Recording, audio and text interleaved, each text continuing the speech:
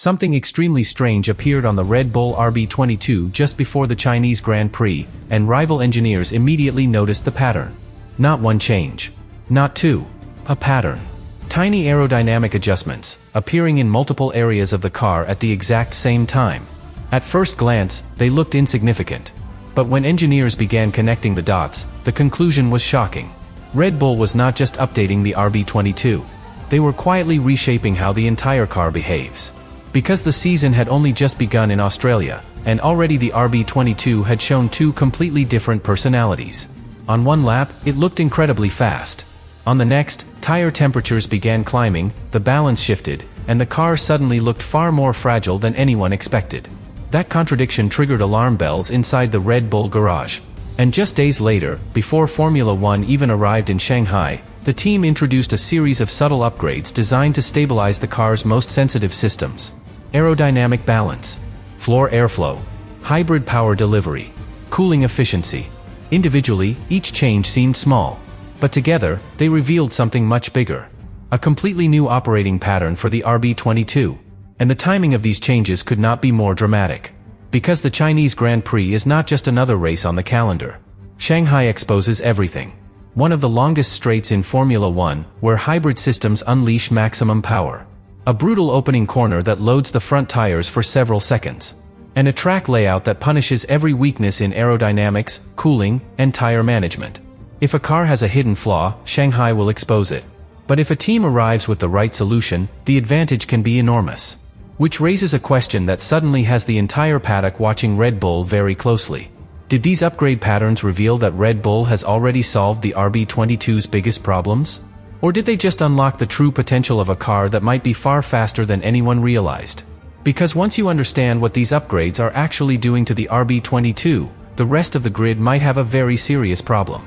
So before we break down the hidden changes, the aerodynamic patterns engineers discovered, and the real reason Red Bull rushed these upgrades before China, make sure you subscribe to the channel. Because what the RB22 is starting to reveal could completely change the direction of this Formula One season. Right after the Australian Grand Prix ended, Red Bull engineers locked themselves inside one of the most intense analysis sessions of the early season. Because the RB22 had just revealed something extremely confusing. The car looked fast. Sometimes incredibly fast. But the performance was inconsistent, and in Formula One, inconsistency is often a sign that something deeper is happening beneath the surface. During certain laps in Melbourne, Max Verstappen was able to extract pace that placed the RB22 directly in the fight with the fastest cars on the grid. The balance through medium-speed corners looked sharp, almost effortless, the kind of behavior that normally signals a very strong aerodynamic platform. But then, during longer runs, the pattern began to change. Rear tire temperatures started climbing earlier than the simulations predicted.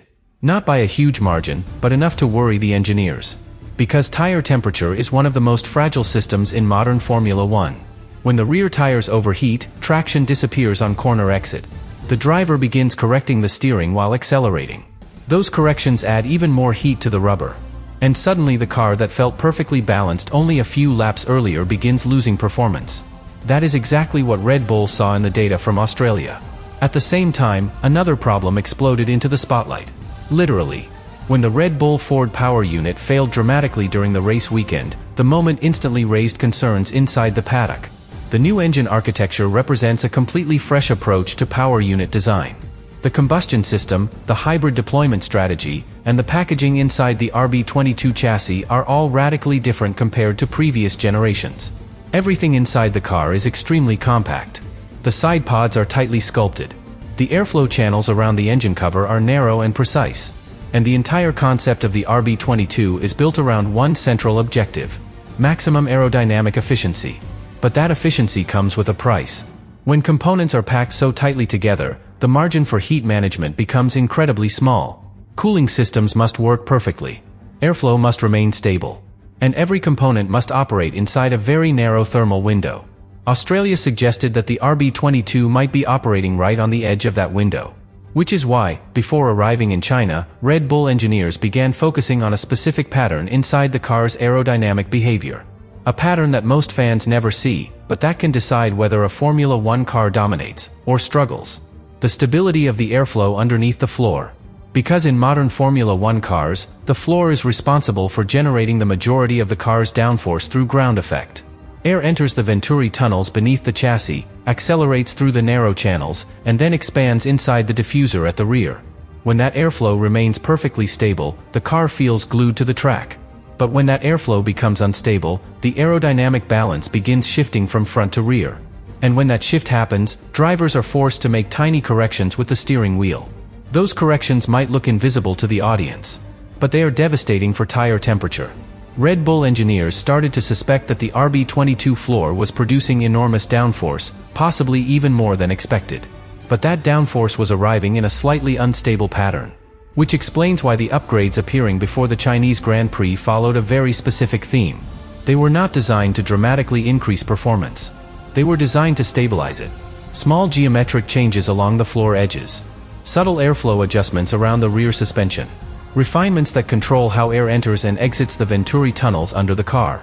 All of them aimed at one single goal: keeping the aerodynamic balance perfectly stable as the car moves through different phases of the lap.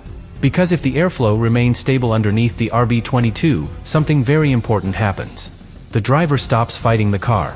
The tires remain inside their optimal temperature window. And the real aerodynamic potential of the machine finally becomes usable across an entire race distance. But this is where the story becomes even more interesting.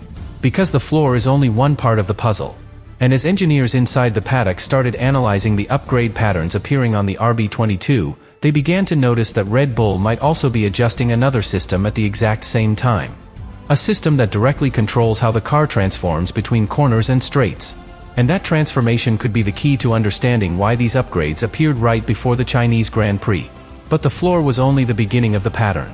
Because as rival engineers continued studying the RB22 in the Shanghai paddock, they began noticing something else. Something that connected perfectly with the aerodynamic refinements underneath the car.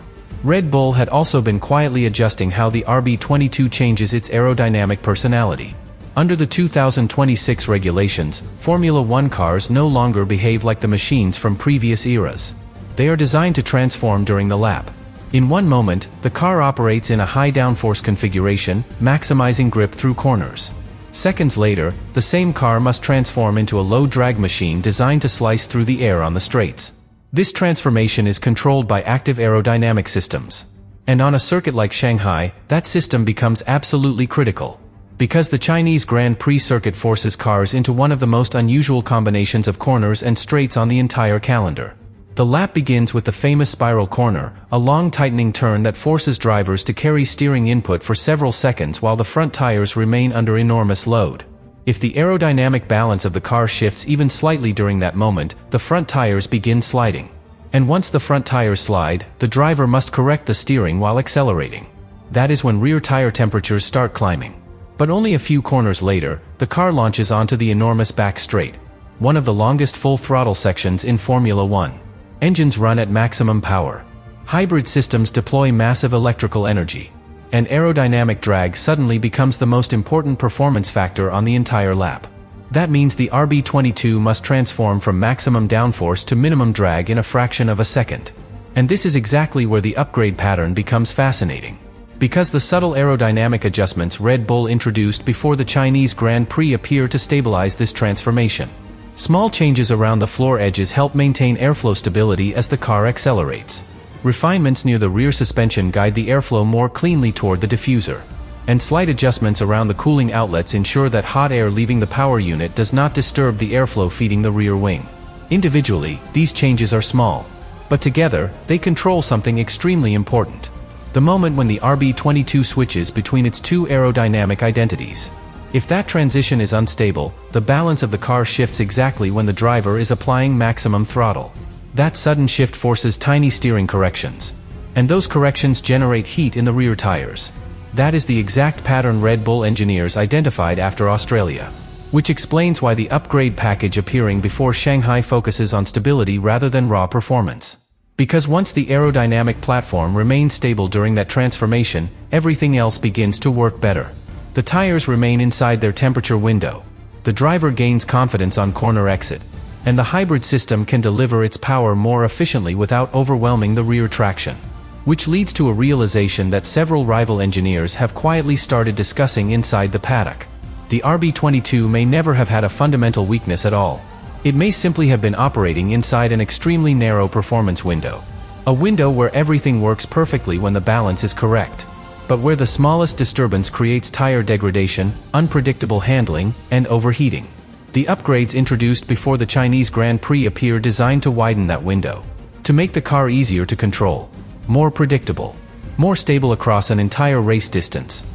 And when a Formula One car with enormous aerodynamic potential suddenly becomes predictable for its driver, something very dangerous can happen for the rest of the grid. Because that is usually the moment when its real speed finally appears. And if the RB22 has just entered that stage of development, then the pattern of upgrades revealed before the Chinese Grand Prix might represent something far more important than a simple update. It might be the moment when Red Bull finally began unlocking the true performance of the RB22.